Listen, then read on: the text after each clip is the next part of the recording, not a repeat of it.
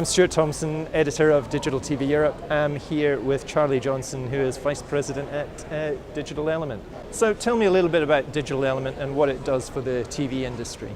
Hi Stuart, so Digital Element are the leading provider in IP geolocation services.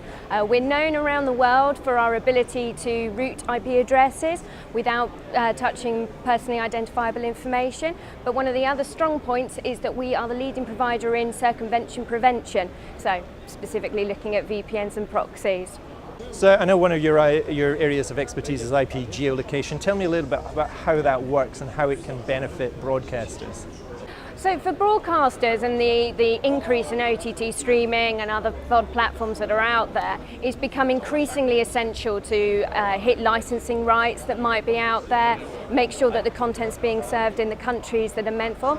IPs are one of the fundamental building blocks to be able to do this, because without interfering with the user's experience at all, you're able to locate them, understand exactly where they are, show the content that's appropriate for them, and target according to their needs.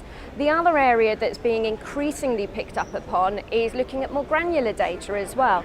We're able to go down to a zip or a postcode level.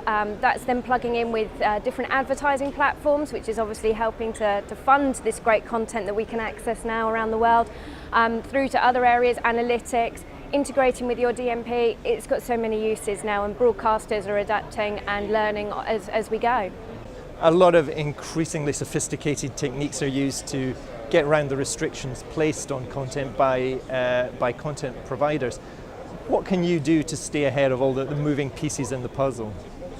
It is moving pieces in the puzzle, you're completely right. One of the key areas of what we're focusing on is we've got a team of data scientists and data engineers. They've been working on machine learning to be able to understand some of the IP's behaviours around the world, looking specifically at things like velocity patterns as to where they are, how that's fitting in with other proxy methodology techniques that we use, pulling it all together. The key is this is a whack-a-mole game. We have to stay on top of it. We as an industry have to work together, learn together, build together, and together we're going to get a better ability to target and prevent. I know one of the things you're talking a lot more about is circumvention. Can you tell me a little bit about what the challenges are there and what you can do to address that? Of course, I mean, circumvention, you're completely right. It is a very increasing, challenging area for all people involved in the OTT streaming system. And it's an area we've been investing heavily in and working on. One of the biggest challenges is for whatever ideas we come up with in order to prevent it, people still want to access the great content that's out there, so it's us trying to stay one step ahead.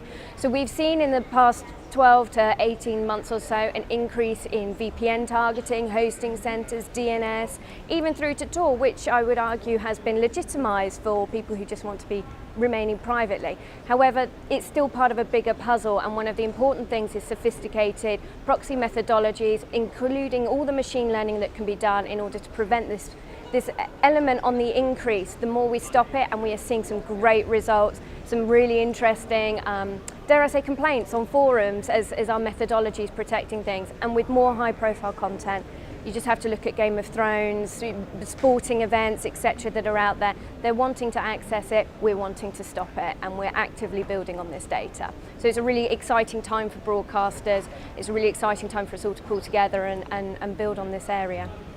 How much of a challenge is it to avoid preventing people who are legitimately entitled to watch content from watching it, and what can you do about that? No, that's a really good question. I mean, and one that I think everybody needs to think about. The question over false positives. We certainly don't want to be restricting people who are legitimate. I think one of the things that any OTT platform needs to really keep in mind when they're looking at these technologies is they've got to work with somebody who's got dedicated engineers, not an outsourced team based out in the Eastern Europe or anybody like that. These are really specialised guys that have learned a lot around this area. And we've got to keep working on it and keep building on it, because as quick as they come up as a circumvention IP, be it VPN, be it DNS, they can come down. So you need to be staying on people who are completely dedicated with a 24/7 support team in order to stay on top of it, to be able to remove the ones that are no longer illegitimate and make sure that everybody who should access the content can access the content.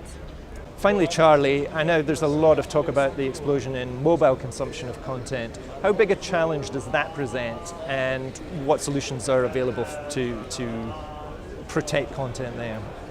That's a really good question. I mean, as you know, everybody's accessing the content on the go now, and there's increasing amounts of content being delivered that way. One of the challenges for anybody when they think about this is how telcos route the IP space, because most people, if we're being honest, aren't accessing this on their 3G or 4G connection. They're accessing it using a Wi-Fi, be it in an airport, be it in a hotel. And telcos will reroute levels of data that goes through. So I would recommend that an OTT streamer would look specifically at blocking anybody that's running directly on a mobile stream and putting in additional checks. Make the user jump through a few hoops on this sort of side of things.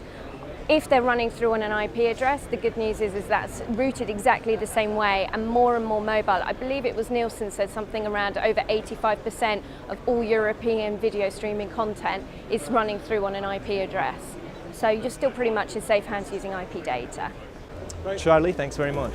Thanks, Stuart.